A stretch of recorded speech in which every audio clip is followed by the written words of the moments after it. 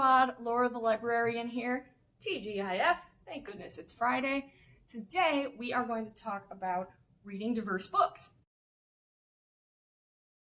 It's kind of a trend that we're talking about right now, the last few years, and it's important to talk about and consider, especially within the lens of what books get published in this country, what books get promoted. Reading diversely, in my opinion, is just reading. It's fun to learn about people who are different from you. It's fun to look at things from a different perspective. It's fun to learn about different places. So sometimes you do have to think about it and do it intentionally, but it's not supposed to be like a chore or an assignment. It's just more fun reading to do, right? So anyway, I'm going to highlight a few books that you might be interested in.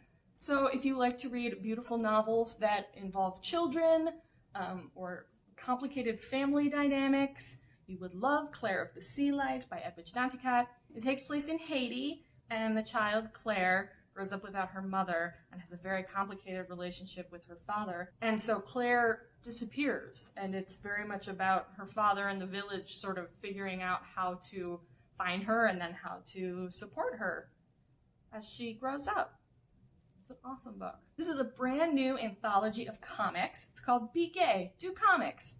And it is edited by The Nib, which is a website I really like to read. It provides political news, journalism, and commentary, and it's all done in comics form. Really fun. In any case, this book has history, memoirs, and some satire from a bunch of different illustrators, exploring the whole spectrum of LGBTQ identities, and I'm really excited to read it. I love comics, especially when it's like a little window into someone else's world, and these are all going to be really short. You can pick it up and put it down pretty easily. Should be a good one. So the nexus of magical realism and horror is a really fun place to read. And these are short stories by Carmen Maria Machado. It's called Her Body and Other Parties. There is an update in here of the story of the girl who wore the green ribbon around her neck, which is fascinating.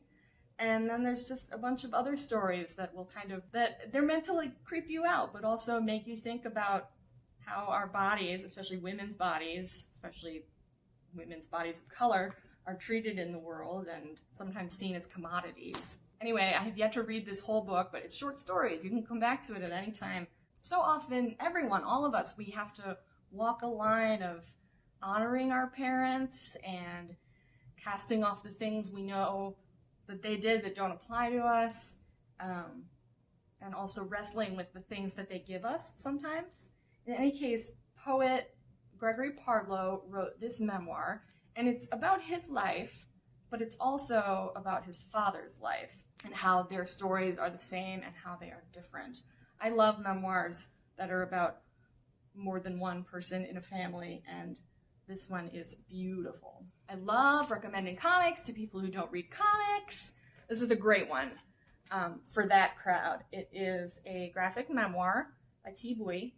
It's called The Best We Could Do, and it's the story of her family. She was a young child as refugees from Vietnam. So yeah, it follows them through a few different refugee camps they were in Asia, and then eventually goes with them to America and builds their life. And again, with wrestling with what your parents give to you, this book is also about parenthood. It's a lot about how the author, when she had her first child, got all these memories of growing up and how her parents raised her and wanted to think about all of that all at once. It's a really amazing book. This book isn't for everybody, but it's also for more people than you might think.